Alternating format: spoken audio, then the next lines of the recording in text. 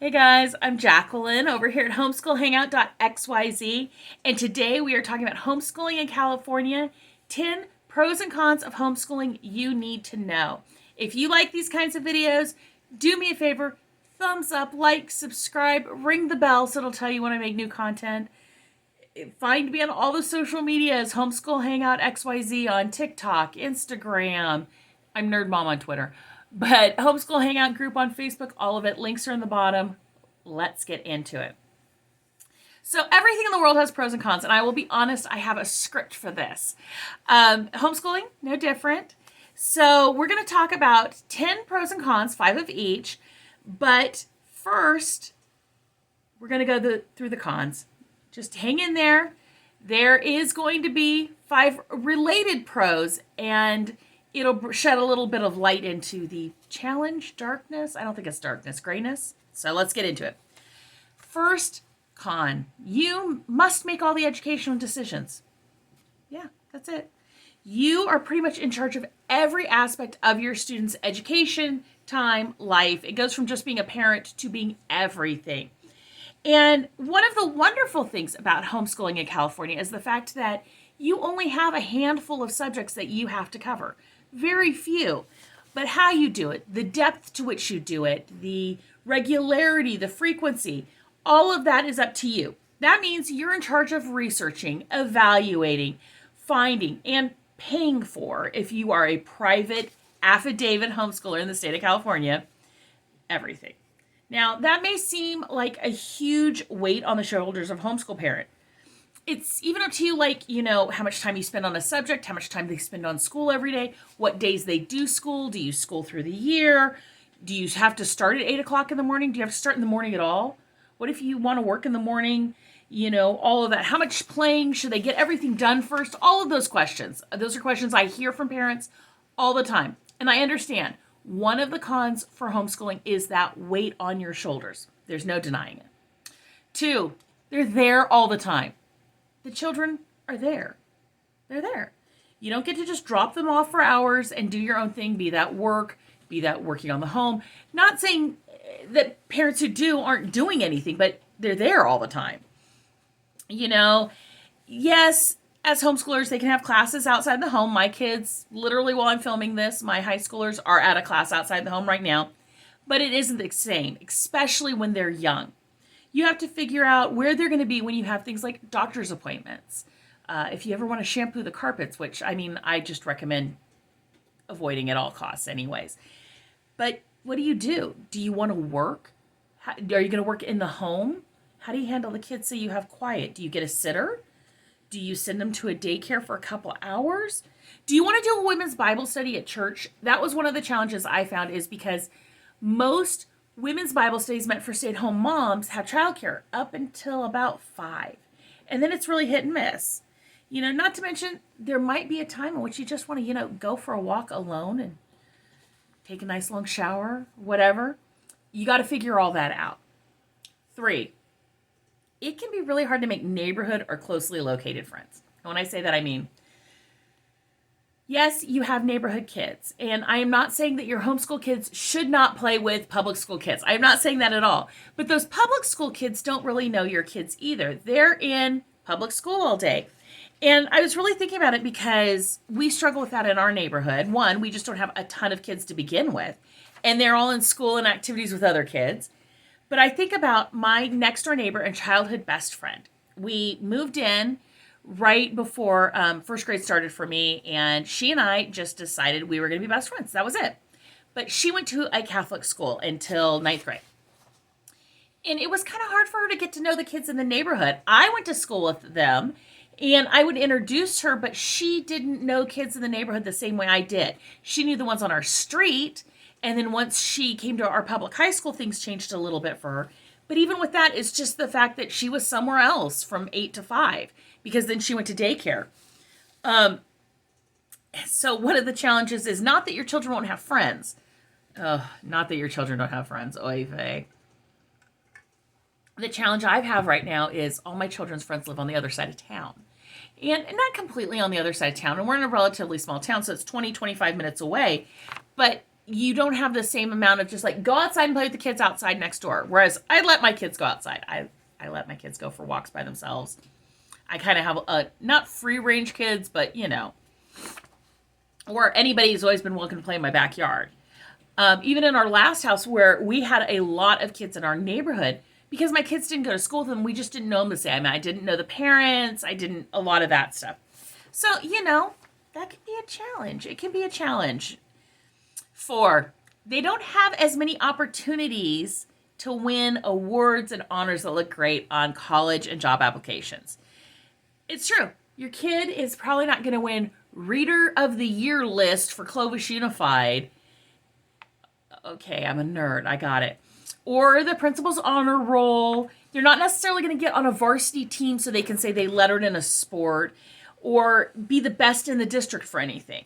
I know people personally who won scholarships for science fairs, but not just the big Fresno County Science Fair, which as a homeschooler you can fight to get into, but for like, I was best in the school 3 years running, starting in 4th grade, and that went on, for an honors thing to help me get an internship in high school or a study program in high school, or even in high school getting more things.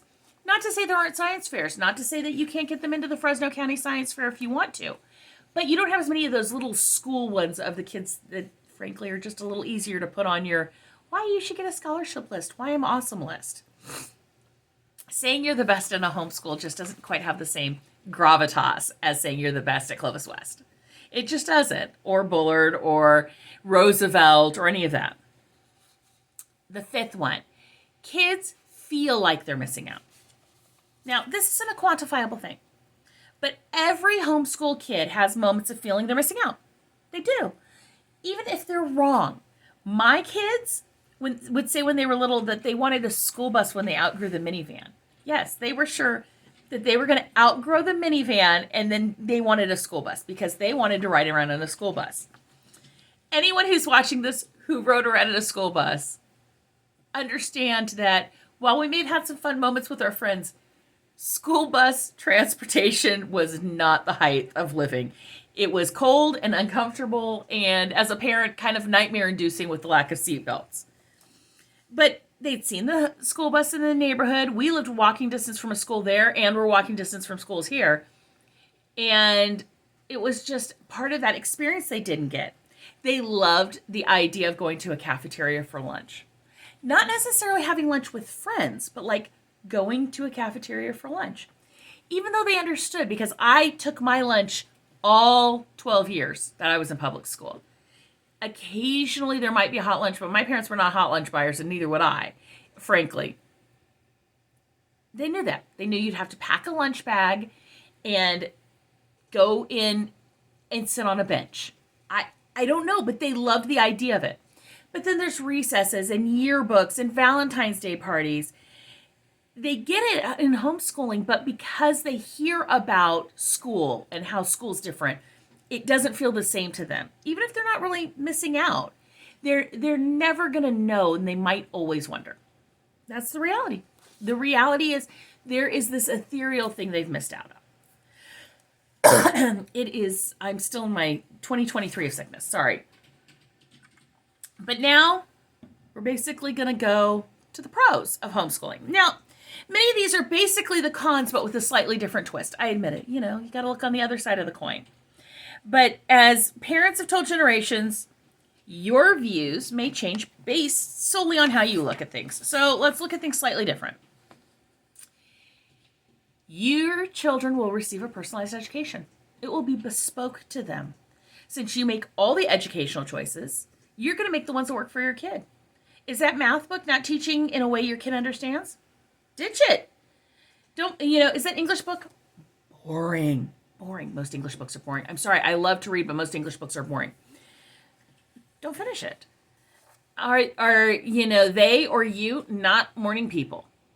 I'm not a morning person. I've had morning children. I'm not a morning person. So we didn't start school at 8 o'clock in the morning. Yes, it's your job to figure out options, but you don't have to research and have a plan from the beginning. You can change it as it goes. You can use free samples from curriculum companies. You can use free worksheets. You can try schedules. You can change schedules. Warning, sometimes you may not all be the same. So compromise may need to happen. And what do I mean by that? You and your children are not necessarily going to be the same. So just be prepared for that, meaning what works best for them may not work best for you. So, all of that. And even to the point of like, if you want to work part-time, you're going to give your children more independent work versus more hands-on work. If you're an artsy person, all those things may change. So they're, your decisions, you can do what you want. And that's really freeing. Number 2, your children are there all the time. So you have time to make the schedule and the lifestyle what you want. I know it sounds daunting, but it's an opportunity. It's an opportunity to create a well-rounded child that actually works in your life. One of the things I get as apparently I'm an approachable person, people in the grocery store telling me, oh, why are all these kids here? Oh, you homeschool. Because, of course, the first thing they think is you're sick or you run a daycare. One of the two, depending on the age of your children. And they're like, I could never homeschool my kid. They drive me crazy. And I'm like, but you don't understand, especially since my kids have never been out of the home in school. I've had the opportunity to kind of create a system and socialize my children in a way that makes me want to kill them a little less. They're not perfect. There's no perfect system, but it helps. So some of the things I mean by that is I'm an introvert. Yeah, no, really, I'm an introvert. And that means I hit a wall and I need a break. I need a break from people. I need a break from all of it. So starting really young, or, birth, we started afternoon room time, and that became afternoon reading time, and that became afternoon playtime. Then it became afternoon independent working time. All those things to give me a break. I think it helped them, develop independent work skills and invest time in reading and take a break in the day themselves, because I do have quite a few introverted children, but we didn't know that when we started. But let's be honest, it was there so I didn't want to lose my mind, so I didn't want to go crazy. Then there's the chores. Okay, this is the secret. This is the secret sauce. This is the good stuff. And I know this seems crazy, but so many people I know say, oh, my kids can't do laundry. Oh, my kids can't cook food. But it's not that I'm a neglectful parent. It's we try to work on it in the summer, but they are so busy. And I mean, honestly, now that we've put our youngest into school, he's gone all day. He leaves early and he's just gone. So you don't have a lot of time for that. You don't have time for them to do their laundry. You don't have time for them to do the chores, much less have the time for the training of the chores. And let's be clear, teaching chores and assigning chores are two different things. So for us, especially when my kids were little, we would have like family chore time. I would dump all the laundry on the couch, and the 3-year-old would fold washcloths, and the 5-year-old would work on his matching, and the 7-year-old would fold pajamas, and the 9-year-old would fold sheets because he was the only one tall enough to hold a sheet, not touch the ground. And I'd hang up shirts and fold the big sheets. I mean, the 9-year-old would fold the towels. And so then they'd put away their clothes while I hung up clothes and put linens away. And then they would each bring their dirty clothes in to sort one at a time, and I would watch them and help them learn how to sort. Then they would get big enough, and I say get big enough, like 3, they could take things out of the dryer. At 5, 6, they get to move things from the washer to the dryer, and I handled it like it was a privilege. Otherwise, you needed to go in your room by yourself while we did the chores. But it goes on. So now, if you're at this point, I don't do laundry, barely ever. I think all my kids are in classes right now. I'm going to start a load before I leave for lunch. Yeah. I have 4 children in the house. My 19-year-old completely does her own laundry by herself, just because she knows she can dump it all in, take it all back, leave it sitting on her couch if she wants to, and not mess up anyone else's, where's my shirt? But my kids do laundry every day. As a family, we just keep it going, and it's so freeing. Now, if you want me to do another video on how to do chore training and how we do all that, but this goes through each area of the house, which also means, though, that I have a 21-year-old who went to the military, and he's like, Mom, these guys didn't know how to wash their own clothes. Mom, he moved out, and he's living with a buddy in Texas, and he cooks. These things that, yes, they didn't always do perfectly at home, at least they got a basis that they could do them all. And because you homeschool and you set the schedule and they're around all the time, you can get them to help, which means when they're teenagers, you can get them to do more than help. You can get them to do it. And so if you're like me and you had a whole bunch of kids, they share it. So there's not a whole lot for any one person to do. And as they get busy, the parents fill in. It's great. It's great. And that is really seriously one of the benefits of having them there all the time. Let's be honest. I am now so spoiled. My high schoolers are at a class. We finish the pitcher of water in our fridge. We have to go fill it ourselves. Versus just, hey, when you're walking in the other room, can you take this in there? Seriously. It's great. It's great. Okay. Number 3, your time off schedule is your own. Yes, they don't always get to hang out with the neighborhood kids. And this isn't exactly a 1-for-1 to no neighborhood friends or a few neighborhood friends, but it is still fun-based. So I'm very fun-based in this. And what do you mean? Well, one of the big benefits of homeschooling in California is there's no days you have to do school. No days you have to get all your school days or even count days or any of that. So you can, as my family has done many time, we would go on vacation late September, early October to San Diego, to Legoland, and use their homeschool deal and hit the beach while there's no people there. And it was great every year. The other part is there's no curfews, daytime curfews for homeschoolers in California. I know there used to be, I think people at least thought there was, and I've heard that for other schools and such that there might be. I mean, other states. But here, I've never had one. And so that means you can say, you know what? It's Wednesday afternoon, Wednesday morning. We're all going to go have lunch at the park and we're going to play and we're going to meet up with all of our friends. Our own homeschool group gets together and has park days on Fridays. And that is a freedom you have. You know what? We do school during the summer because it's 100 and bloody million degrees here. And then we go to the zoo when the weather's nice and everyone else is in school and there's no crowds.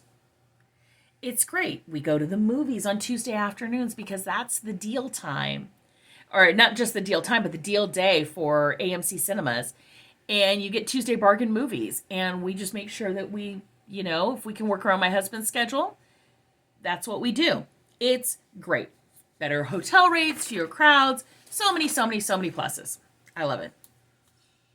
Number 4, another pro is your student can be involved in the community. Now you go, okay, how does that directly relate with they don't have an opportunity to win as many awards and honors? Well, it's there, I promise. Because do you know what looks better than being on an honor roll and having an honor roll certificate? A volunteer appreciation certificate. Seriously.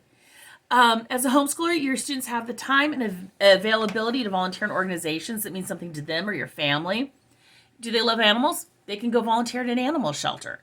It's an election year and you're doing civics and you're doing government, then they can go volunteer for a campaign or they can go volunteer with you while you help at a voting booth or any of those kinds of things. My own students, they do things like the Library Teen Council, which means they're literally planning the fun events they want to do in the library for them and other students. And that looks way better than a leadership class. It really, really does. My kids, we also, we volunteer helping put together mailings for an organization that we care a lot about here in town. And we do it once a month. And we go do it together. I don't always serve with my kids for other things, but this is something I do with them. And it looks great on a resume. And when I do my transcripts, I actually have an entire section where they put their volunteer work. And I don't count hours. Some people do. I don't count hours, but we put it on there. And a lot can also be done with the recommendations that they can get written for them from organizations. And this was something, frankly, I never thought about when my kids were volunteering. I mean, I knew they volunteer in church and they've gotten pastoral recommendations and service recommendations there, but my kids were volunteering at a food bank, and one of the people said, hey, make sure you keep my name, because if you ever need a recommendation written for a scholarship, for a job, let me know and I'll write you one. And they actually learn skills. They learn real world skills. if they're volunteering in mailings, well, my kids now understand a lot about how mass mailing's done, how to put together things. They learn how offices work, if they work in an election campaign, if they help plan events. These are all great skills that will help them get jobs and help them get scholarships. And sometimes it even actually leads directly to a job. When you volunteer in a community, those people know you and will recommend you for part-time positions, for things like that. My own 15-year-old has a part-time job, 5 to 10 hours a week with a local businessman helping evaluate his lessons and helping putting them online. Seriously, she loves it. He knows her from her things she's done in the community, in the homeschool community, and knows the skills she has based on that. And so it's great. The fifth pro is one for me that is a huge one, and it's your kids can follow their passions. Yes, students should have a basic survey knowledge of most things, like history, like math, like English, all of it. But one of the great things about homeschooling here in California is you can tailor those subjects to help their passions. Now, these can be passions of a moment or passions of a lifetime. For example, when my kids were little, they were watching the cartoon show Liberty's Kids. Highly recommend it. It's about American independence. And it's fiction. It's a historical fiction, so things going around are real, but the characters aren't. And they got obsessed with the American Revolution and American history. And at the time, we were doing ancient history, which is great. I like ancient history. Wonderful. But we totally chucked that out so that my kids could look more into the American Revolution. And for one of my children, that's been a passion he's had ever since. He read Ron Chernow's book that Hamilton's based on, all of that stuff. So that can go up to any age. Do your kids love chow mein? I mean, my kids love chow mein. So my kids love chow mein. Well, I think it's a great time to study the history of chow mein. Chow mein is an American-made Chinese food. What led to there being so many Chinese immigrants in San Francisco? Okay. Why'd they leave China? What was going on in China? Let's just keep going. Let's find out. It's all history. Now, I'll be honest. As my kids got into high school, their history classes were a little bit more structured to make sure they hit things. But that's not where we spent the majority of our time. We still spent the majority of our time on things that interested them. And as they get older, they're going to start wondering if their passion of today is a lifetime passion. Do they want to be a CPA? Do they like money? Who doesn't like money? No, I like money. Well, maybe they need to do a statistics math class. Maybe they need to read a business law book. And they'll either love it or they'll hate it.